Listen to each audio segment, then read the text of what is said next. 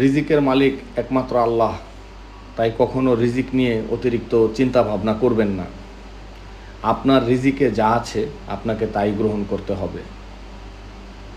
সবথেকে বড় বিষয় হচ্ছে, আমাদের জন্মেরও ৭০,০০০ বছর আগে আল্লাহ তাআলা আমাদের রিজিক সম্পূর্ণরূপে লিখে রেখেছেন।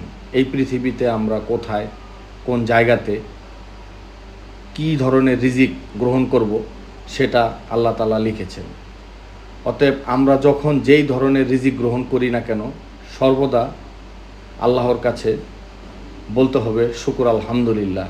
যখন আমরা শুকুর আলহামদুলিল্লাহ বলি, আল্লাহর রিজিকের প্রশংসা করি, তখন রাব্বুল আলামিন খুশি হয়ে ফেরেশতাদেরকে বলে যে আমার এই বান্দা আমার রিজিকের শুকরিয়া আদায় করেছে, তার রিজিককে আরও বেশি পরিমাণে বাড়িয়ে দেওয়া হোক। আল্লাহ অনেক পরিমাণ খুশি হয়। সবাই ভালো থাকবেন, সুস্থ থাকবেন।